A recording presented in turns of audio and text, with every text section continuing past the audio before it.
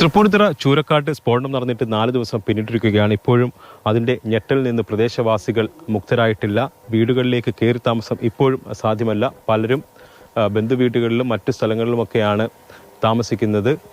വീടുകൾ വാസയോഗ്യമാക്കാൻ ഇനിയും സമയമെടുക്കുമെന്നാണ് അറിയുന്നത്. എന്തായാലും നമുക്ക് അവരോട് തന്നെ വീട്ടുകാരോട് തന്നെ ചോദിക്കാം. എന്തൊക്കെയായി താമസം തുടങ്ങിയോ? എന്താ ഇവിടെ താമസം തുടങ്ങിയിട്ടില്ല. ഞങ്ങൾ അടുത്ത വീട്ടിലാണ് ഇപ്പൊ താമസിക്കുന്നത്.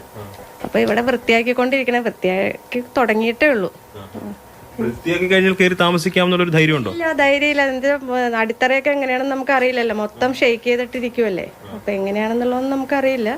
അപ്പൊ അത് എഞ്ചിനീയർ വന്ന് നോക്കിയിട്ട് മാത്രമേ ഞങ്ങൾ താമസിക്കാൻ, അല്ലാതെ നമുക്ക് ഭയമുണ്ട് ഇതിൽ താമസിക്കാനായിട്ട്. നമ്മൾ പല വീടുകളിലും പോയി ആദ്യത്തെ ദിവസം വന്നപ്പോഴും കണ്ടിരുന്നു. അപ്പം അതിന് വിള്ളലുണ്ട്. പക്ഷെ അടുത്ത ദിവസങ്ങൾ വന്ന് കാണുമ്പോൾ കുറച്ചുകൂടി വിള്ളൽ അല്ലേ കൂടി വരുന്നുണ്ട്. അത് ഇവിടെ ഉണ്ടോ? ഇവിടെ ഉണ്ട്, അങ്ങനെ കൂടി വരുന്നുണ്ട്. മുകളിലൊരു 3 ബെഡ്റൂം ഉണ്ട്.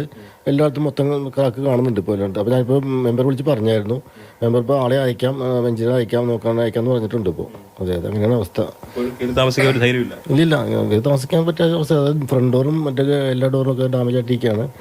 ഗ്ലാസ് ആണെങ്കിൽ 40-45ഓളം വിൻഡോസിൻ്റെ ഗ്ലാസ്സുകളെല്ലാം പൊട്ടിയിരിക്കുകയാണ്. അപ്പോൾ ടൈം എടുക്കും അത് റെഡി വരുമ്പോഴേക്കും. അതെ അതെ അതെ, എൻ്റെ ഷോപ്പ് കുരിക്കാടാണ്.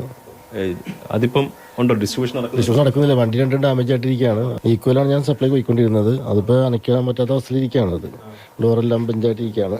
അത് ക്ലിയർ ചെയ്യണം. സ്വത്തിന് നാശം ഉണ്ടായി, ജീവിതം വഴിമുട്ടി. അതെ അതെ അതെ, അങ്ങനെ അവസ്ഥയിൽ നിൽക്കുന്നത്. ഇപ്പൊ കടയിലേക്ക് പോകാൻ പറ്റാത്ത അവസ്ഥയിൽ ഇതിന്റെ പുറകെ നടക്കുകയാണ് ക്ലിയർ ചെയ്യാൻ വേണ്ടിയിട്ട്. ഒരാഴ്ചത്തെ ഇതിന്റെ പുറകെയാണ്. ഭക്ഷണമൊക്കെ എങ്ങനെ? ഭക്ഷണം അടുത്ത വീട്ടില് പോയാണ് നമ്മൾ ഉണ്ടാക്കുക. ഇത്രയും ദിവസം മേടിക്കുമായിരുന്നു. ഇന്നലെ മുതലാണ് അടുത്ത വീട്ടിലാണെങ്കിലും കൊണ്ടുപോയിട്ട് നമുക്കത് ശരിയാവില്ല. നമുക്ക് അഡ്ജസ്റ്റ് ചെയ്യാൻ പറ്റണമെന്നില്ല ശരിക്കും. അതിൻ്റെയൊക്കെ പിന്നെ പിള്ളേർക്ക് മക്കൾക്കൊക്കെ ആണെങ്കിലും ഞങ്ങൾക്കാണെങ്കിലും ശ്വാസം മുട്ടല് പ്രശ്നങ്ങൾ ഒരുപാട് പേര് പറയുന്നു. ഒത്തിരി ഉണ്ട്.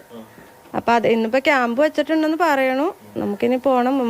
മോനിപ്പോ കൊണ്ടേ കാണിച്ചു, കുഴപ്പമില്ലെന്നാ പറഞ്ഞത്. പക്ഷെ ശ്വാസം മുട്ടൽ ഇങ്ങനെ നമുക്ക് ദിവസം ചെല്ലുന്തോറും ആണ് അതിന്റെ അസ്വസ്ഥതകൾ കൂടി വരുന്നത്. ശ്വാസം മുട്ടലുണ്ടായിരുന്നോ? അന്നുണ്ടായിരുന്നു. ഇപ്പോൾ കുറവുണ്ട്. എന്നാലും നല്ല ചുമയും തുമ്മലൊക്കെ ഉണ്ട്, പൊടി കാരണം. പിന്നെ മണമൊന്നും സഹിക്കാൻ പറ്റാത്തത്രയുണ്ട്. മാനസികമായിട്ടുള്ള പ്രശ്നങ്ങൾ, അതോടൊപ്പം തന്നെ സാമ്പത്തികമായിട്ടുള്ള പ്രശ്നങ്ങൾ, അങ്ങനെ പലതരത്തിലുള്ള പ്രശ്നങ്ങളിലൂടെയാണ് ഇവർ മുന്നോട്ട് പോകുന്നത്. ഇതിന് ഏറ്റവും വേഗത്തിൽ തന്നെ പരിഹാരം ലഭ്യമാക്കുക, അല്ലെങ്കിൽ നഷ്ടപരിഹാരം ലഭ്യമാക്കി അവരെ വീണ്ടും ജീവിതത്തിലേക്ക് തിരികെ കൊണ്ടുവരിക എന്നുള്ളതിനായിരിക്കണം അധികൃതർ മുൻഗണന നൽകേണ്ടത് എന്നുള്ളതാണ് ഇവിടെ വന്ന് നമ്മൾ ഈ അനുഭവങ്ങൾ നേരിൽ കാണുമ്പോൾ പറയാനുള്ളത്.